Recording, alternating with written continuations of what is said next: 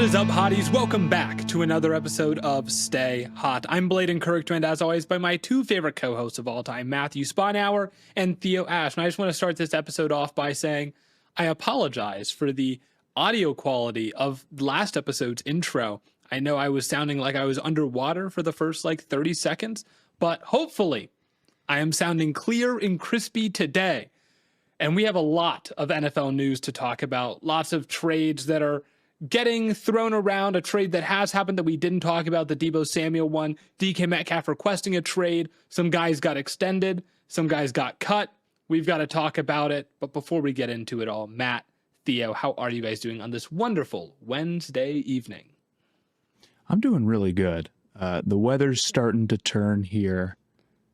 We're starting to get up, it was 60 today. Now it got cold again, and it's probably gonna. Has it been raining there? It's been raining. It's been raining here. Yeah. So it's gonna it's gonna be up and down for a while, but we're out of the worst of it. I think we're out of where it's below 20, where it's there's just nothing you can do at that point. It's just point and blank miserable.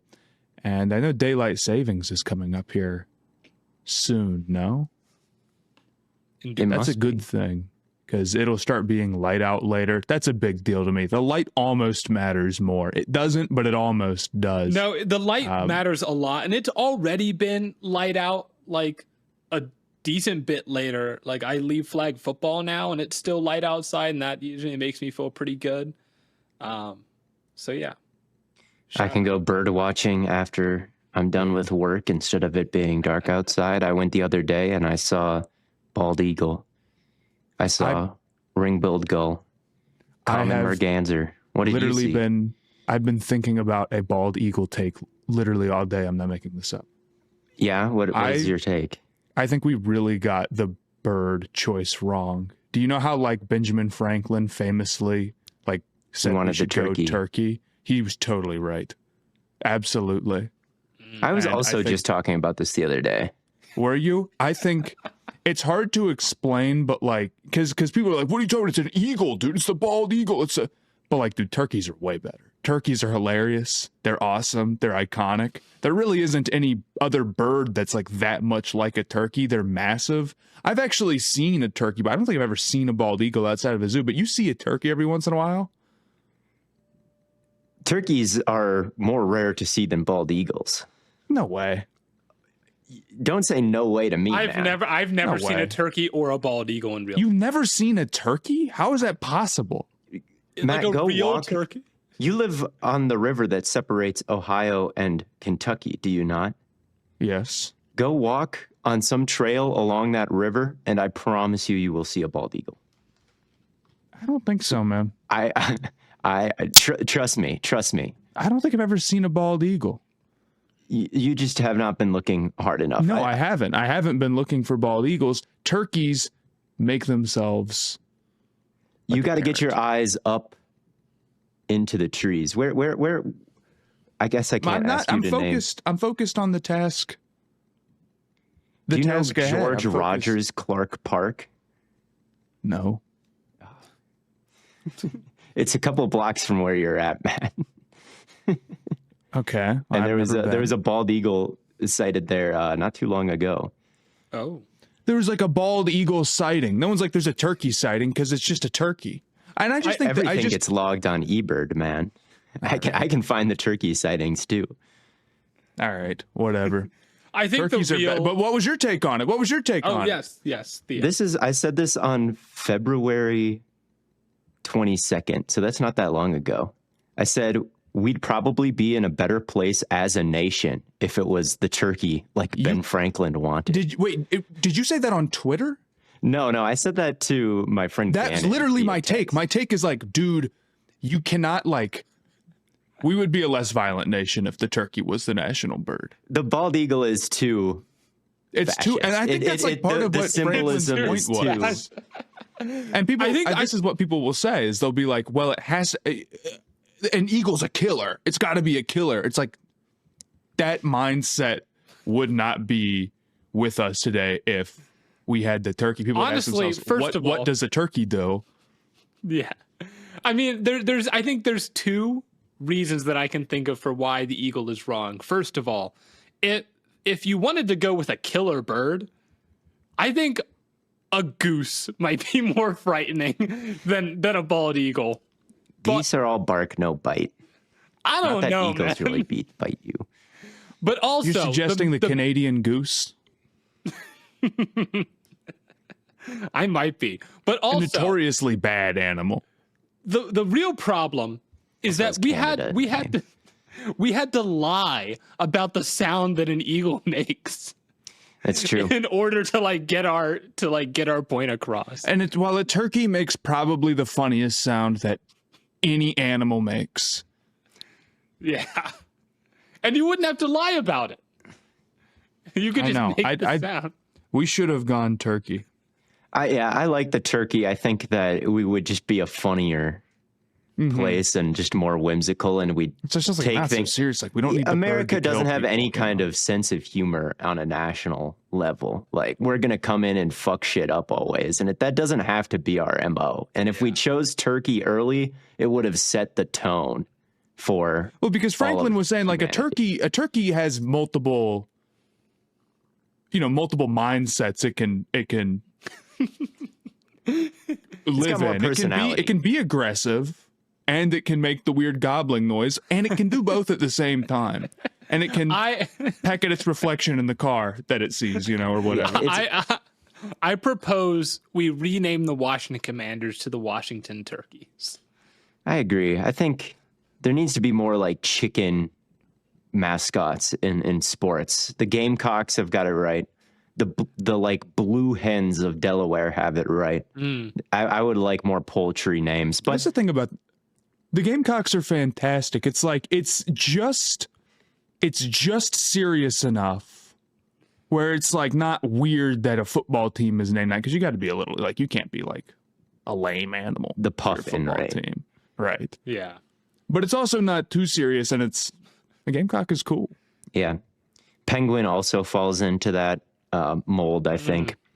But they're in Pittsburgh, so they're the last thing I want to say, you are 100% more likely to see a bald eagle than a turkey. And then I have numbers on this. Really? There have been Maybe I've seen one and I just didn't realize it was a bald eagle because it was flying up. Because there's like must be like a hawk or something. I don't know.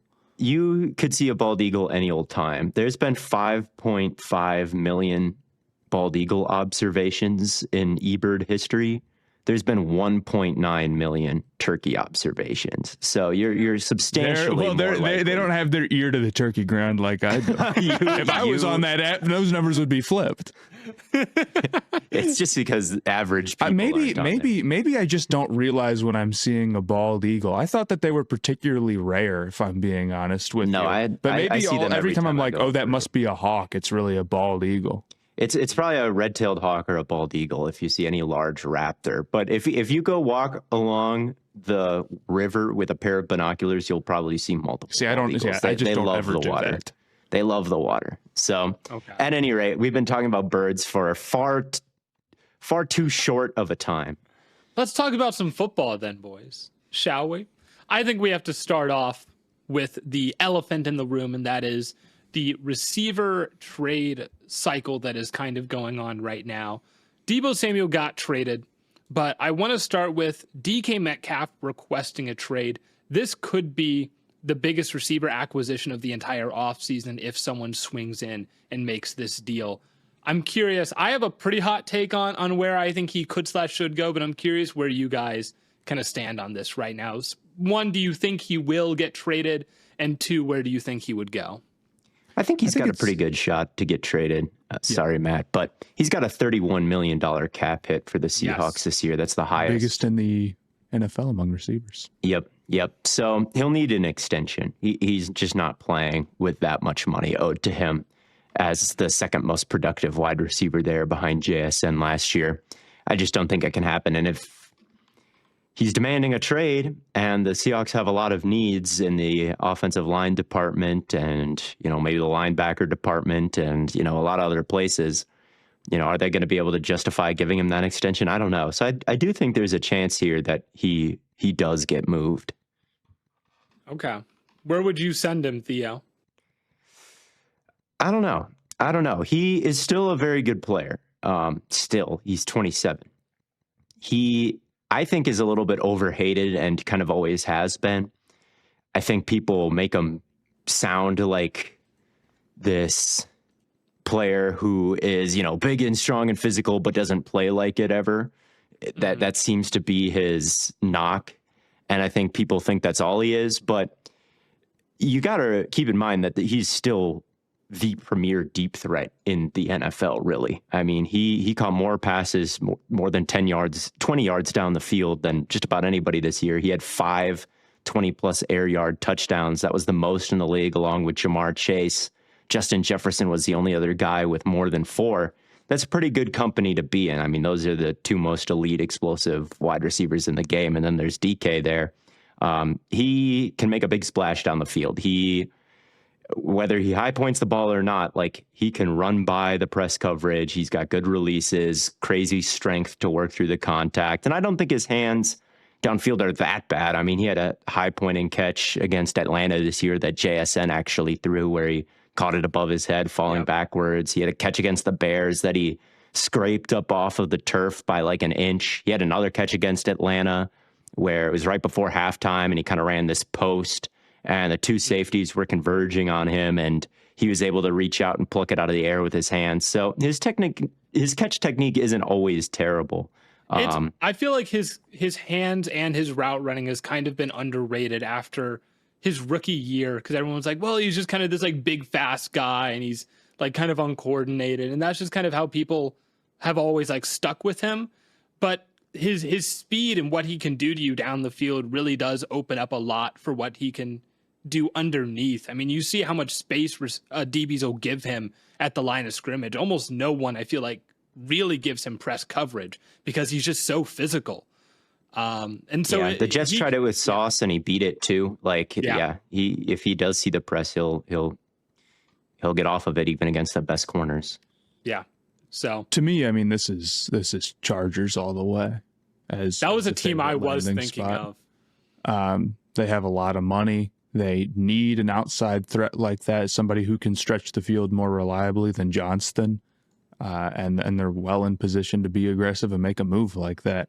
I know they recently traded away multiple receivers or let go of multiple receivers who are making big money, but it doesn't mean that they're never going to reinvest in an important position. And I think that had more to do with where Mike Williams and Keenan Allen are just at in their career rather than in some great plan. So I like him there. What I thought was interesting, though, about this is that he says he wants to play for a contender. I kind of got the read that he feels like the Seahawks are not there. It was like after conversations for weeks, he wants to play for a contender.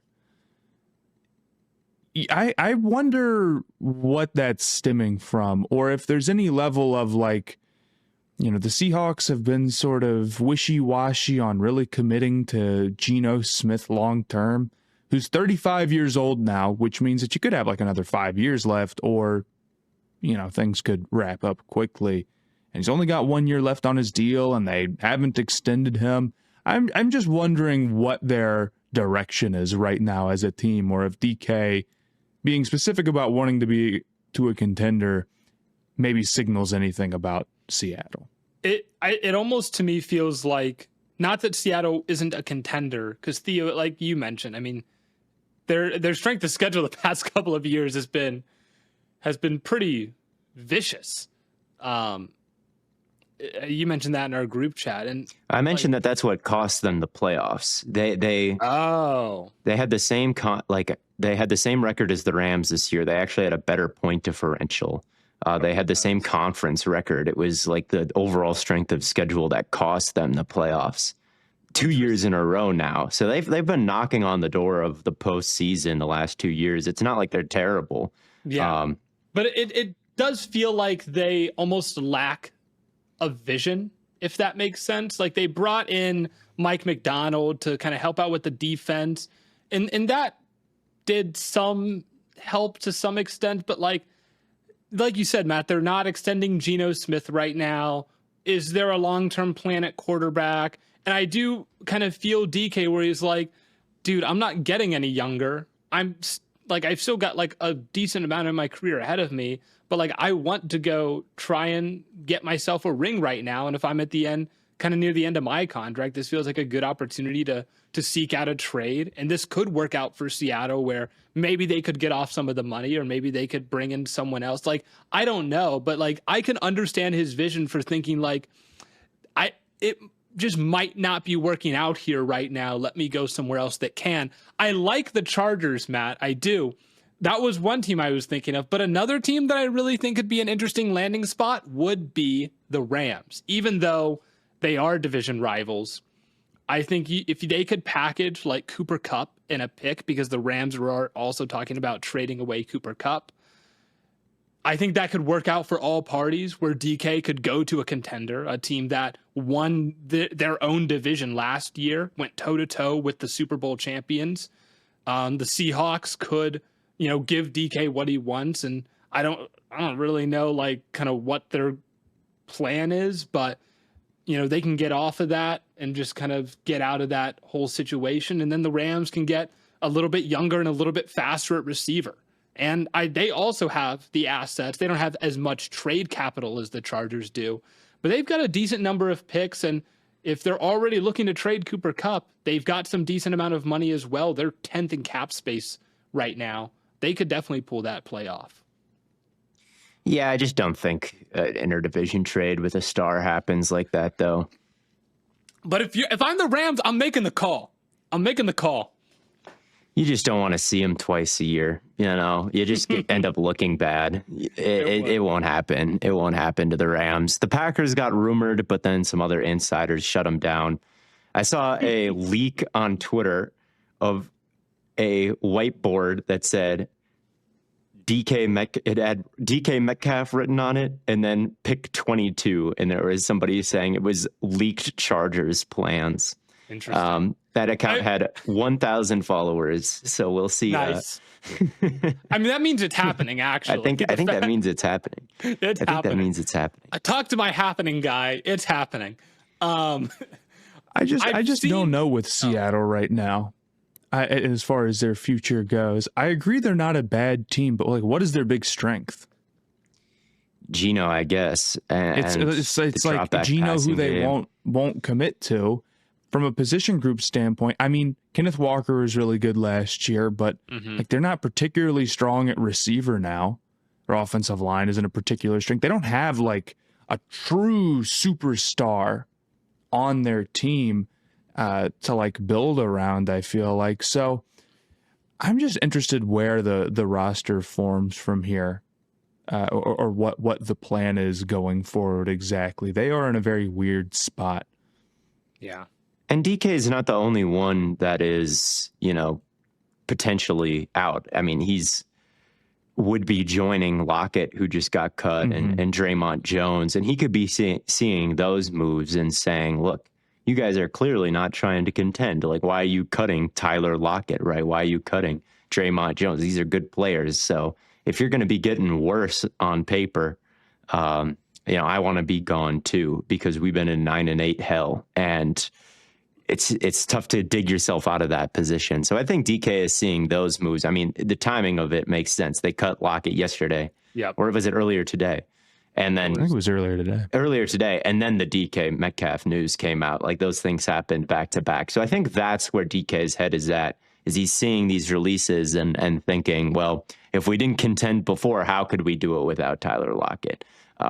Or something along those lines, which, and Lockett's not a bad player either. Still at this point, obviously he goes down as soon as he catches the football all the time, but he's still got the ball tracking, and he's still got some separation tools. So it's a lot of targets that they'll have to replace with those two guys. It's well over 150 targets that are now just void from the offense if they trade DK away. So I think Johnston, if it's the Chargers and they're trying to replace Johnston, I think he'd have to be involved in the trade to Seattle. He could kind of fill a similar role to DK Metcalf, I think. He's somebody who's, catch technique is far from perfect, although I think it has gotten a little bit better. He's someone who's big and strong and can win vertical. You just can't fight through contact to make the catch. And he's someone with a little bit of juice after the catch. It is kind of a similar skill set there. And Johnston did go from like 430 yards last year to 711 and 8 touchdowns this year. So even though he started so poorly, he is kind of on the way up. I don't know. We'll see.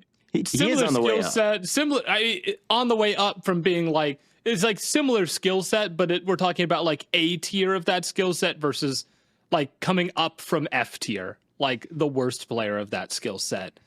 And it's like, and now he's might be what, D tier of players at that skill set. Like, right.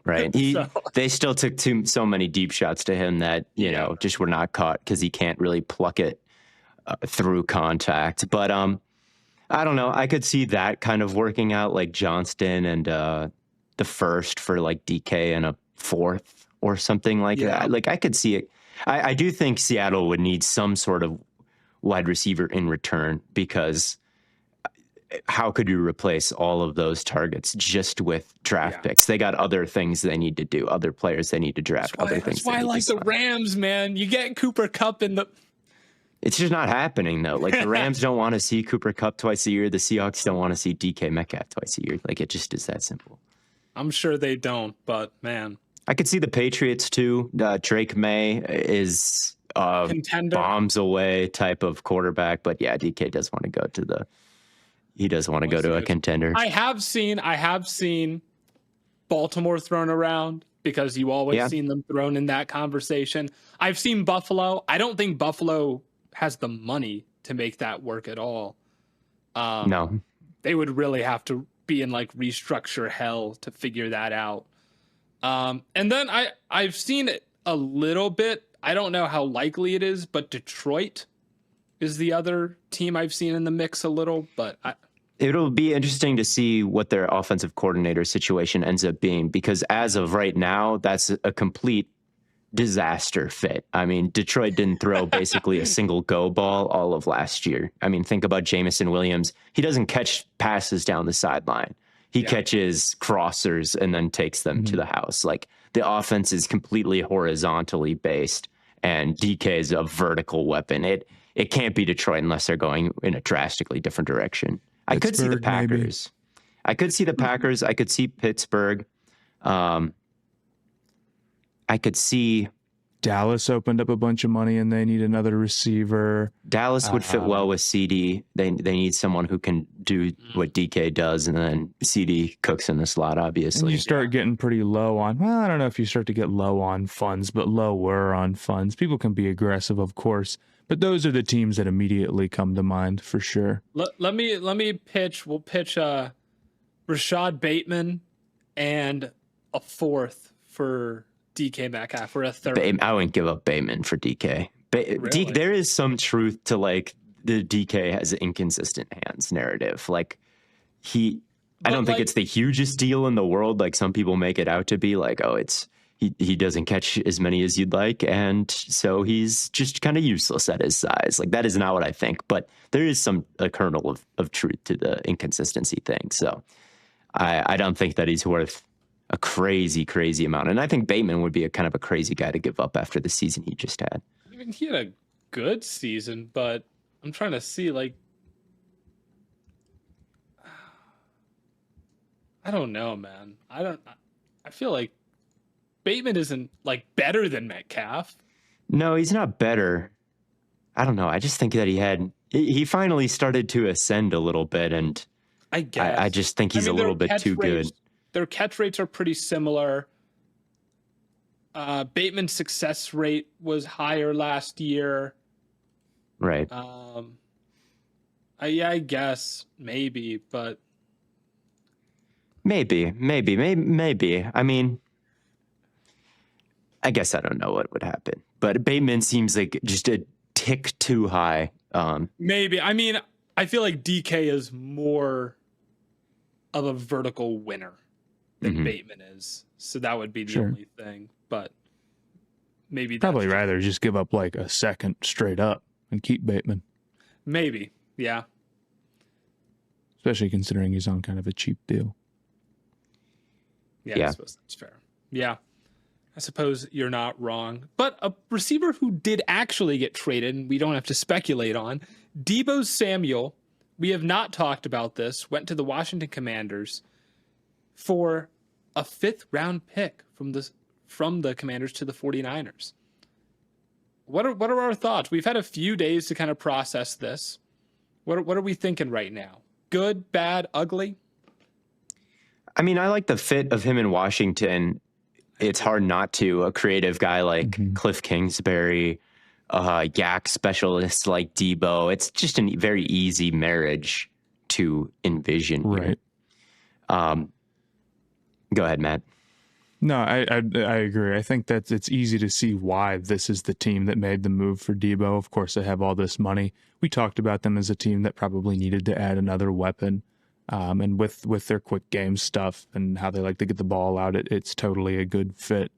I'm interested to see where Deebo picks up, though, for sure, I guess is my thought. And I think there can be too much of a good thing potentially in this trade. I mean, Washington threw more wide receiver screens than basically everybody last year. And it's really an inefficient play. Like the wide receiver screen is about as, low ceiling of a play that you can run. And ideally they'd be kind of de-emphasizing that from their game and putting more on Jaden Daniels' plate next year. And we'll see. And Deebo can help with that. Like he can make the screens that they run, more effective. And he can also unlock the middle of the field in a way that they just couldn't really do last year and didn't really do. So I'm curious to see whether they use him to kind of do all of those things, or if the thought process is as simple as, oh, we throw a lot of screens. Deebo is very good at catching and running with screens. Like we can throw more screens than ever now. Like I hope that's not the mentality, because I do want Jaden to target the middle more. I do want there to be, kind of an evolution to this offense to prevent, the stagnation and the backsliding in a sophomore season that you so often see. And I think Deebo can do all that. I'm optimistic about the move, but he didn't have a great season last year, and he's expensive. They took on his entire, almost $18 million cap hit. So I have mixed emotions about it, but I do think it can be a very good thing for Washington. I'm with you on like the fear of the offense kind of being stagnant and not making progress, Theo. To me, it felt kind of similar to when the Texans traded for Diggs, because it was like good. It's like you got another like talented receiver, talented weapon. That's never a bad thing to add to any offense, but that didn't fix their problems because their offensive line was a disaster and they still had like awful like first and second down game planning. And so it was just like Stroud hero ball on 3rd and long all the time. And so like Diggs didn't really fix that. And then also like they had a slew of like receiver injuries, and that's its whole other thing. But that's kind of like what you're worried about here is you look at Washington, you're like, well, it's like, yeah, good move, but like, we need to see you improve your defense. We need to see probably another running back, again, to take part of this load off of Jaden Daniels, because their run game outside of him was really not very good. You probably want to improve the offensive line. And like you said, you want to see them throw over the middle more than they did this year. So there's still ways to go. I don't think this move like vaults them into like the same tier as like Detroit or Philly right now. Yeah, there's still a lot more to be done. I mean, Deebo's just kind of a fun, almost gadget player, right? And there's so much more to do if you're them. The offensive line, the running back room, still another receiver probably. So much has to be done on the defensive side of the ball. Like, is Deebo really moving the needle? I think he can because of what his skill set is. And if he goes back to even 2023 levels, and you can kind of blame last year's dip on the pneumonia he got, and that really did impact his numbers before he got it versus after. Yeah. I mean, he was hospitalized because of it. So maybe he can come back and be a bit more athletic in the next season, but it definitely doesn't make me feel much different about Washington unless, they continue to go all in and nab Myles Garrett or something like that. Like if we look back at this Washington off season and say like, well, they're back, but this time they have Deebo. Well, that's not really too scary. It's true, but it's also early. It's also very early. Right. Yeah. Yeah. Super early. So what other receiver? There was another receiver we were going to talk about. Davante got cut. I think that's crazy. Like we talked about, he was another guy that could have gotten moved. I did not expect them to just say, nope, you're gone. That completely blew my mind. So Theo, you've talked about this as another guy that could be like the absolute top free agent ad for any team this offseason, right up there with T. Higgins. Might be cheaper than T. Higgins too. I've been trying to there are so many possible destinations for him because it honestly might just come down to money. It might come down to also being a contender, same way for DK Metcalf. But like Patriots is like, that's the team right away that I'm like, yeah, get him like get Drake May a good route runner that's like just an easy target to get the ball to. That's kind of been my instinct right off rip. Yeah, he is the best free agent I think you can sign these days. I mean, he averaged 78 yards a game playing for the Jets last year. That's a ton. That's on pace for a 1,300-yard season. Now, it wasn't the most efficient 1,300 you'd ever see, or efficient 78 yards a game you'll ever see. His drop rate was 10%, which is the most it's been since his disastrous sophomore season when he couldn't catch anything.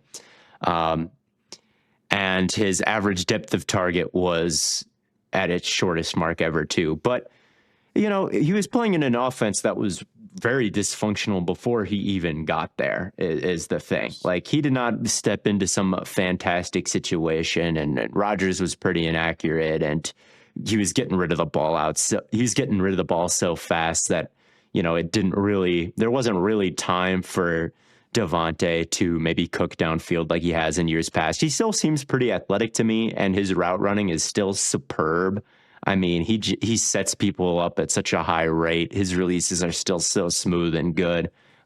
He caught a lot of fades downfield last year too. He was one of the top go or fade ball receivers in the league last year. He caught as many as Cortland Sutton and Malik Neighbors with 10. That's at the top of the league. So he can still win at all three levels. He's still a fantastic route runner. If he can clean up the drops a little bit next year, I think he still might be a top 10 wide receiver in the whole league. That might be a hot take. I haven't thought about it. I haven't thought about who I would rank as the top 10 receivers in the league right now, but I don't know. Did we have Davante in our top 10 coming into the season? We did. We had him at 7, and I think he's at about the same level he was at last year. And he's played on the Raiders and he's played on the Jets. He's still maintained pretty good production, if not all-time efficiency, but he's not inefficient. His EPA per target is still positive. So it's not like he's, this negative efficiency guy. And targets are, I also kind of question efficiency numbers with wide receivers sometimes, just because targets aren't a bad thing. If you get a target, they're not unearned. Yeah. A rushing attempt is. Right. I could go into a game and get a rushing attempt. I could not go into a game and get a target. If you know what I mean? Well, I or could. A throw, right. Right. I would say that to some extent rushing attempts are earned. You have to trust. Yeah. But not in the same way that a target is. I see what you mean. Mm-hmm. Where do you guys have him landing? Probably the Chiefs or something. Oh my gosh. Why would you propose such a concept? They could use borderline top 10 receiver in the league, I feel. And they're a contender, so it seems like if you want to ring, you might want to sign with them. I guess. Damn. I mean, there's a million teams that could use a receiver. The Chargers could do it. Yeah. Washington could use another. The Steelers could use another. The Ravens could be interested. Wherever Rodgers go, if he's really that ride or die for Rodgers, I guess, there, which would probably be the least interesting thing that he could do. But there's just so many different spots that are potentially looking for a receiver, that are competitive teams to some level, that have money. I mean, the Cowboys, again. I think the Cardinals are a sleeper team that really need a receiver as well. I know they've got Marv and Trey McBride, but their other receivers, and Michael Wilson as well, is decent. But to complete kind of an 11, and they're not even in 11 personnel all the time, but I still just think that, outside of Marv, who didn't even have the greatest rookie season or anything like that, you don't have somebody who is really, great. And I think that I don't know. When you look at the receiver metrics, like they're just one of the lower graded teams, and a team that caught fewer, balls that they were supposed to catch than basically any other. You get Davante in that Cardinals jersey, it's over. I promise you that. Fair enough. Does that scream washed, Matt? That would be one of the most washed looking like jersey player combos ever. Man. I agree. It'd be ridiculous. It's different if he's on the Cowboys, honestly. I feel like that's almost a reverse. I would really like to see him on the Cowboys. Honestly, if I'm the Cowboys, because I have a bunch of money now, I'm at least getting one more good shot at receiver. And I'm saying, worst comes to worst, we're going to have Dak out there and CeeDee Lamb and another great guy. And we're just going to hope that can get us X far. That's what my game plan would be if I were them. But don't just sit there and it's like it's just CD and then a bunch of guys who are like barely hanging on. Don't do that. So you know what team is the favorite to get him? Who? Green Bay. Green Bay. That might just be. He used to play for the Packers, so why can't he go back? Probably that. I do think about, like, if I were Davante, which quarterback would I want to play with the most? Like, who would throw me the prettiest ball, the easiest ball? Like, who would remind me of, like, prime Rodgers? Yeah, he's going to LA. with Herbert.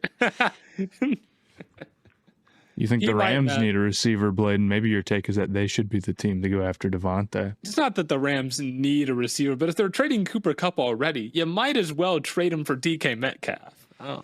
Look, if the Rams said we want Davante Adams and we're going to pay, like, would that really be like that surprising? No. If that was their big move? Like, not really. No, I mean, that would be a sick trio. Davante, Nakua, Stafford throwing to him. That'd be nuts. They've done crazy. I mean, they've tried to go get Brian Burns, and they're always down to bring in stars. So there's so many teams that could go after him. It's almost hard to project because he's just the type of player where it's like every single offense can use him outside of offenses that already have like multiple receivers who can line up outside who are very good, which is not many. Yeah. I'm trying to think of the dominant X receivers in the league. He probably won't end up on the Falcons. He probably won't end up on the Bengals. He probably won't end up on the Vikings, the Eagles. Right, like those type of teams. And there's some teams that could use them, but like just don't have the cash. Like, what about San Francisco? Maybe. They're always down to do something like that. And I know they're questionable about Ayuk, so who knows? I mean, maybe that's another anywhere team that would really be trading for another interdivision trade for DK Metcalf. I feel like they should be targeting more like Yak demons, though, or that's like true. Just whoever runs the smoothest inbreaker in the league. Like Davante being this like release and get up the sideline god, which he has always been and was again last year. That doesn't really fit with Purdy's skill set, who doesn't really have the arm to hit those goes very well. He's someone who is more, over the middle of the field, hitting guys and letting them catch and run. Like, I think if I was San Francisco, I'd be looking for the best just rack threats, as they always have in that offense, as opposed to the best pure route runners. And Ayuk is everything when he's on his shit. But, we haven't seen that in a while. So I think I'd be a bit surprised to see him go to the Shanahan offense. But at the same time, like, they could change their offense always, and LaFleur's kind of in that tree, and isolating Davante was the best thing that offense has ever done. So yeah, maybe, but I would be a bit surprised to see him pair up with Purdy, and they're just in such bad cap hell right now. The 49ers have pushed so much money into the future, and they've got to pay Purdy probably. Like, I don't know. I feel like they're going to be more. I think there's going to be some crazy things that happen in San Francisco this offseason, but I think it's going to be trades more than just straight up free agent signings. I wonder. Yeah. I think they've got to just move people around. Yeah, no, that makes sense. And the Deebo one has already happened, so more are probably on the way. Do you want to move on to the Chicago Bears and the trades that they have made today? Yeah, they want to be first of all so bad. What? Dude. They want to be the Panthers so bad. They're following that Carolina formula. I guess you can't blame them after everything that transpired. But no, I mean, they go out, they hire a coach very specifically after their first overall pick has a rough year one, albeit probably not quite to the same extent as Bryce. They go out and get the QB guy, the offensive coordinator, someone specifically to do that. Now they're sitting here and investing as much as possible into their offensive line, being really aggressive about it, even if it might not be like great value how much they're going to end up paying some of these dudes or whatever. That's where they're putting their money. And I think it's absolutely the right call for them, if I'm being honest. You have to figure out the O-line, and I feel like so many Bears fans, at least from what I've seen, are going into the draft saying, well, we need offensive line so badly that we have to take a guy at 10. And I think when you're picking that high, it's a really bad mindset to go into the draft with a need that big. So not only do I think are they improving the offensive line, which is their biggest need, and being aggressive about doing it, which is what they should be doing. And not only will that help with Caleb Williams' development in the sense that he'll have just better blockers, but it'll also allow them to lean on the run game more, which helps. But on top of that, by doing this now and trying to fill this need before you get to the draft, you make it easier for yourself to take the best player available. Now they could go into the draft, and if they wanted to be the team that was like, drafting Genty or whatever, they could feel a lot more comfortable doing it. And all of a sudden, you could start to put together an offense that's probably still needs even more offensive lineup, if we're being honest. But you're starting to put together an offense where it's like there's a lot of star power. There's a really good play caller. There's a quarterback who should be able to do a lot. And you can totally see how everything starts to come together and how they can be a serious upgrade from last year's offense. THUNEY is kind of old. Jackson got traded because he wasn't really worth his contract last year. But THUNEY is still a really good player, and Ben Johnson's worked with Jackson before. To me, I'm a fan of this. I think these are good investments. I think this is a wise strategy. Yeah, the Jackson trade, you can pick some nits with, but it's, sometimes it's kind of necessary to just rebuild and, take some lumps along the way. He is getting paid $70 million to be like pretty much replacement level. And he only played 4 games last year, and he was banged up the year before that as well. That doesn't matter though. And you gave up a pick for him. So that's more expensive than he'd ideally be. But sometimes when you're digging yourself up out of the basement, it is kind of inherently inefficient to build a team through free agency or trades as opposed to the draft, but you only get a limited number of draft picks. So I can excuse it. Don't think it'll be like any kind of great move for them, but I guess it's fine and it's important. But getting THUNEY's awesome. Getting THUNEY can help everybody else out. Was on our all-stay hot team. Flexible. He's position flexible. Both of those guys have center versatility. Both of them have played center in their career. Jonah Jackson was playing center last year for some of the games he was healthy in. And that's the biggest need for the Bears. And I think that might be the most important offensive lineman, honestly, when it comes to shouting out the protections. Yeah. And, they can kind of make the decision of, am I going to take this block alone or do I need the combo? And if you can take the block alone, it really helps the offensive line in general because the guards can focus on getting to the second level. And that's what made the Lions so special when Ben Johnson was there is they had Frank Ragnow, and he could take on some really difficult blocks, and the guards could just kind of focus on their linebackers, and guys would be getting to that second level so fast, and as long as that nose was contained by Ragnow, like Gibbs had tons of space to take advantage of. So maybe their plan is to kick THUNEY to center and see if they can kind of replicate some of that success. I'd be really excited about that if I was a Bears fan. Yeah. Like the possibilities, and they're shaping up to be a pretty serious roster. I think they've done all the right things so far. They've added an All-Pro. They've added the best possible coaching candidate they could have. They're sitting at a really good spot in the draft, I think, to get Genty, which would just further inject more life in the offense. So I would be very happy if I was a Bears fan, even though the Jonah Jackson trade's a bit too much for his caliber, I think. That one's good for the Rams, I think. Yeah, it definitely gave up a little bit too much there. I will say my girlfriend just called to let me know that there is no way Genty is making it to pick 10. Wow. She knows something? No, I made that up. I should have guessed that when I saw you not on your phone. But no, but I find it hard to believe that he makes it that far. To me, it would be almost like a Kyle Hamilton or Jalen Carter level of like letting a player fall. What, that Genty falls to 10? Yeah, man. I think there's a lot of teams where they're picking in the top 10. It's like, yeah, they could take a quarterback, but like you're telling me that between Tennessee, Cleveland, the Giants, the Patriots, the Raiders, that none of those teams would be like, oh yeah, we could use like a great running back. I think it might be, man.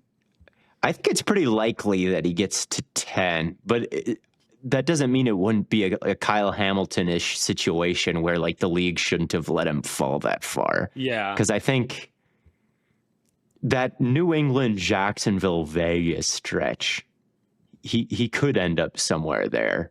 But I don't think it's unreasonable that he goes. I see him get mocked to the Raiders a decent amount.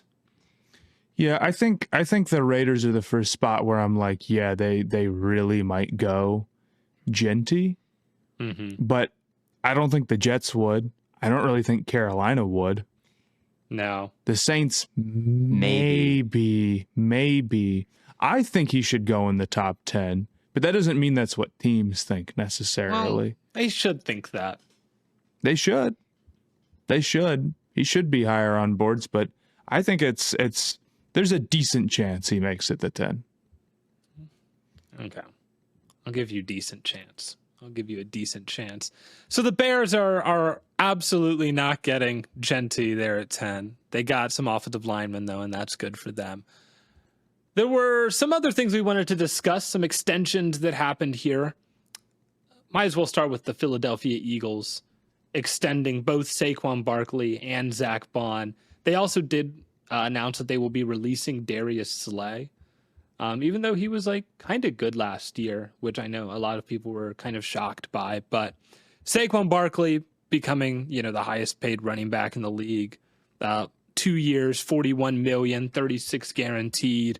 And then Zach Bond, 3 years, $51 million, 34 guaranteed. Shout out Howie Roseman, man. Sign your good players, extend your good players. Other GMs, take note. Yeah. Good to get the Bond extension done. Slay was kind of a tough cut, though. He was really good last year, I thought. Yeah. And teams made it a point to try to target him because of Fangio's style of defense. When you go 3-by-1 against the Eagles, they like to rotate the weak side safety to that trip side, and they like to leave the boundary one-on-one. And that was always Slay who was isolated in the 3-by-1, and that was very intentional from offenses to do that. But despite the fact that they were always targeting him and going after him, he still had a pretty good season. Like, he still held his own, even though he was experiencing all those isolated situations. So there's no guarantee that they're going to be able to bring in any other corner who is as good as him. And in in that defense, like one thing that I think can sink it is a weak link corner. So that's definitely something to keep an eye on. That's a big loss for the Eagles.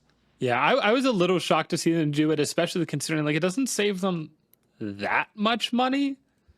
But again, I tweeted this out. I'm to the point with Howie Roseman where like I kind of will just put blind faith in him because he's had such a high success rate in the past couple of years with every move that he's made. So until this like actually ends up coming back to bite them, I'm going to just assume he knows what he's doing.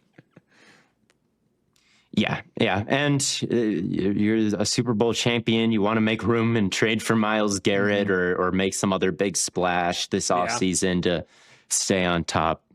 Slay. He's getting older, and if he ever loses a step, it could become pretty ugly pretty fast because of the style of that defense. So, I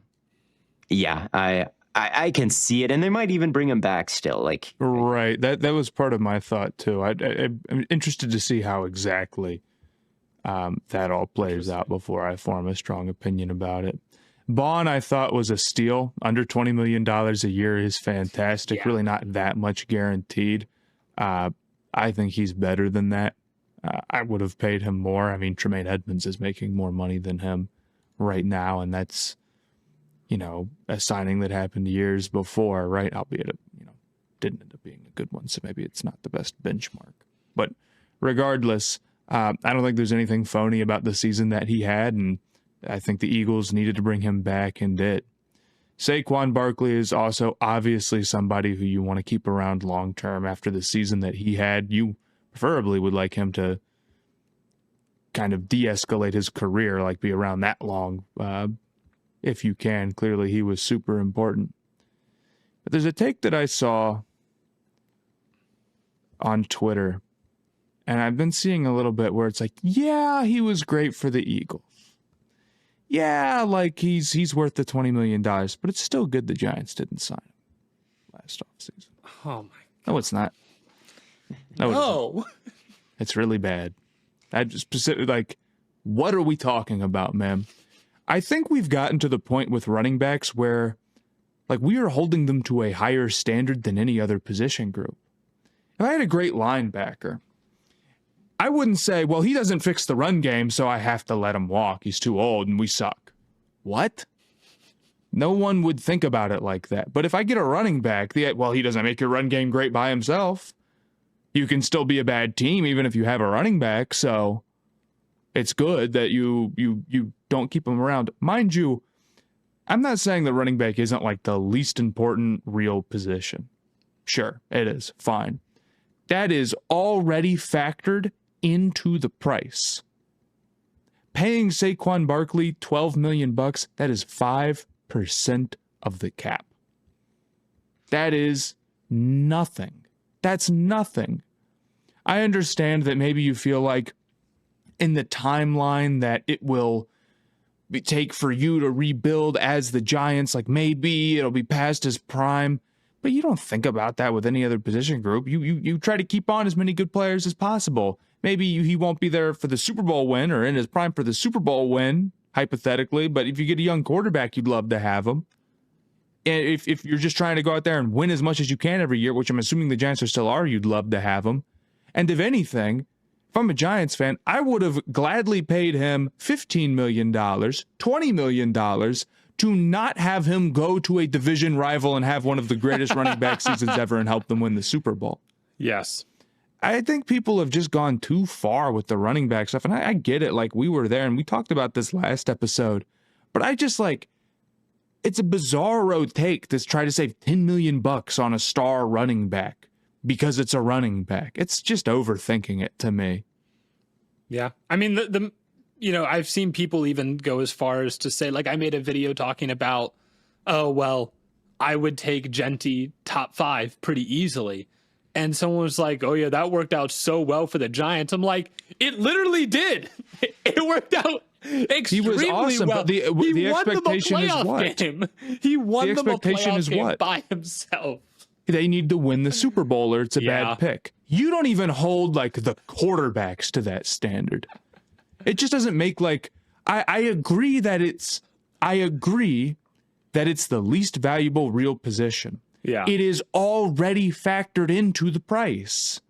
That's why we're talking about Genty at like 10. And when I said that, I got some comments where like, well, you can get Travion Henderson in the second round. Dude, that's what I'm like. Genty's so much better. First off, if we weren't taking into account positional value, Genty would go at 1 or 2. Right? Probably. And second off, Travion Henderson is not Genty. Saquon Barkley is not just like some running back. It matters to have a star. And, we can only sit up here and preach so much because, like, admittedly, did we contribute to this propaganda? Maybe. I have a video with 250,000 views on YouTube called "Running Backs Don't Matter" that I posted, I think, in 2019. Oh, no. But sensible people know you didn't really mean that much. Come on, it's not... You were kidding, and you didn't get it. It was a joke. But it's just like, it's the frustration with it to me is the standard for running backs is too high. It's like the Giants' big mistake was Saquon Barkley. The Giants' big mistake was like almost everything else but Saquon Barkley. Yeah, and that doesn't necessarily mean that it's like the best pick ever. If you go back and you look, like, certainly in 2018, you would not be picking Saquon Barkley at 2. I understand that. Yeah. And maybe in a redraft, like, they get Allen or Lamar, and then they're in a perfect spot. But their issue then was just not looking for QB rather than Saquon himself, right? Mm-hmm. But it's I just think we're too negative about running backs, as if to keep one you have to pay them like a normal position group where it's like $30 million. It isn't like $30 million. So I don't think it was good for the Giants to let Saquon walk. I don't think that did anything for him. Yeah, it's like, I don't know. I feel like it's just a product of us not having analytics for other positions. Like, if running back isn't valuable, then like, what's offensive guard?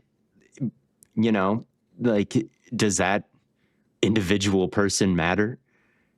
Or does a single safety or defensive tackle matter? Like, I just feel like running back gets all this shit for not completely changing every rushing offense. But have we looked into like how much one tackle gives a rushing offense? Like, I just feel like everybody's so laser focused in. It's like, well, we know running back doesn't automatically solve all your problems. It's like, but does any one individual player Well, offensive line matters more. I'd hope so. It's 5 fellas. It is. It's a ton of guys. It's a ton of guys. Literally, it might be 2,000 pounds. I was thinking about this the other day. It's not 2,000. Eagles are like, yeah, we always draft the trenches. Every draft, we draft the trenches. Like, yeah, there's like 9 starters. It's like half the team, bro. Like, you're gonna have to work hard not to draft one guy in the trenches at least. But here's I know the what thing, they mean, right? but Like, it's not that difficult. There's a lot of teams that like don't put a lot of effort into like drafting trenches. I know what they mean. There's a lot of teams that don't draft offensive linemen like day 2 who won't start right away. I know what they mean. Yeah. But I do think it's like kind of close to being like, I always draft defense. I'm always making sure get some defensive players. But I don't think it's just I don't think it's just running back that gets this hate. It's like the same thing with slot defenders, right? Nickel players. Same reason Kyle Hamilton fell. It's the same reason people let Cooper DeJean. It's like, oh well, he's just a slot guy. He's just slot. Like, no, it's like, oh, he's just gonna play slot. We don't really care about that. And then Kyle Hamilton, one of the best defensive players in football, completely changes the Ravens defense because he can play literally everywhere on the field. You've got Cooper DeJean, pick 6 in the Super Bowl. Like, an elite cornerback, elite slot defender, year 1. It's like the same thing with the running. It's just like, if there's a good player on the board and you're not going to take him because you're like trying to game and scheme the draft and like optimize for positional value, then you're losing. Like, you just have to take good players. Look, there's obviously a balance with it. I mean, I agree that positional value is a thing. And I think it is important. And I understand why like more edge rushers go high or like receivers should go high. I just think that it's all like already very factored into the price, probably too much. We probably swung the pendulum too far. had someone bring this up. I forget who. I apologize. Where it's like, there was just a stretch where a bunch of second contracts for running backs went poorly. Like Ezekiel Elliott just like fell apart. Le'Veon Bell wasn't even like good after his first contract. Gurley Gurley didn't even get to like year 7. He played like 5 seasons and then was basically done, like a rookie contract, right? And while there's more of a risk of that happening with a running back than basically any other position, I think the sample size of that was still pretty small. And now we've sort of seen it's like, well, you have Derrick Henry, who is awesome in his, like, he's 30 and he's awesome. We have Saquon Barkley, who by all means is the age where you're supposed to be slowing down, just had his best season, right?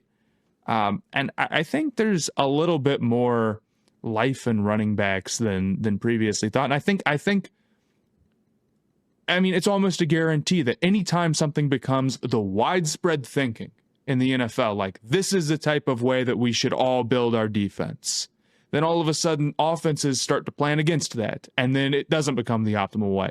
This is how, this position group is overvalued. Well, then if everyone thinks that, it can become undervaluable. The pendulum swings, and I think it's swung too hard against running backs, where we're looking at a prospect like Genty, who is unbelievable, and we're saying, oh, he's not worth that much. Or we're looking at a guy like Saquon, and we're saying, it's good we saved our $10 million. No, it isn't. No, it's not. It's definitely not. Yeah. So we ranted about the exact same thing last episode, I guess. So maybe it's, I'll rant it, and I will rant about it next episode too. I will. And it'll be all we talk about up until the draft, and it won't. I think we have to keep reminding the people about this, that like running backs do matter. Like I just saw the Giants take it. It was like no way, dude. I'm sorry. There's no way you could be like, this is good for the Giants. This is analytically, this is awesome. Yeah. He's rushing for it, Was that the thing that you wanted to talk about? That you were saying? That's specifically what I wanted to talk about. Because I remember you told us, remind you that you wanted to say something. I can't remember who that was about, but it was about Saquon, and it was that. Awesome. Well, there's one other big extension we have to talk about. Well, I guess there's 2. We'll talk about Max Crosby, and then there's the Cowboys extending their defensive lineman, whose name I will not even like. Osa Odighizuwa. You're the GOAT for that, Theo. But let's talk about Crosby first. Getting an extension with the Raiders. Does that make him the highest paid non-quarterback in the NFL? Yes, it does. Yes, it does. Bang. Shout out. Just goes to show that the Raiders are going to try to get good fast. And I really anticipate them being aggressive this offseason and trying to bring in some real star power. I think they're closer than it seems. And for this deal to get done with Crosby, it's an indication of that, because this whole season he was kind of wishy-washy on his future here. He'd get asked about it and he'd kind of say, like, I don't know. I want to win. I want to win rings. I want to, do all these things that, the Raiders typically do not allow you to do. Historically, yeah. Given this kind of contract to him, they owe it to him to build as good of a team as possible around him. He gives 100% literally every snap of the game. No one else does that. It's extremely hard for this deal to age poorly, I think, because of that. I mean, he's just out there too much. He gets so many more snaps to make an impact than every other edge rushing player, and then he's so good for all those snaps. It really does create a compelling argument for him as like the best edge in the league, or one of them. I don't think he's quite as good as Garrett or Parsons from a pure pass rushing perspective, but man, he's the best run defender in the league. Even last year, a bit of a down year for him.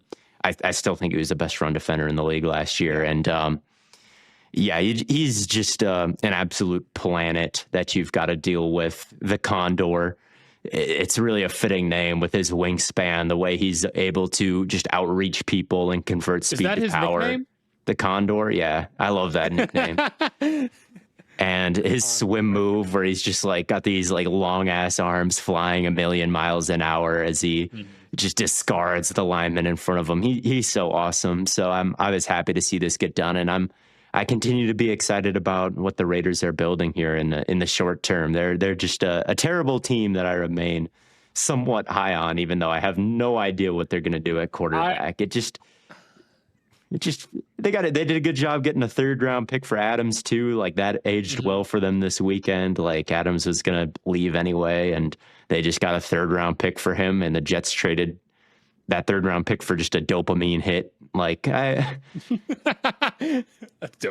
think they're doing the right things finally. After the Pierce thing was clearly never going to work out. Like this is actually what a decent off season looks like for them. I tweeted out DK Metcalf URA and just left it blank, and I've seen a lot of Raiders replies. Yeah, I could see something like that. I think he's not they're not contenders though. But they're not. Pete Carroll.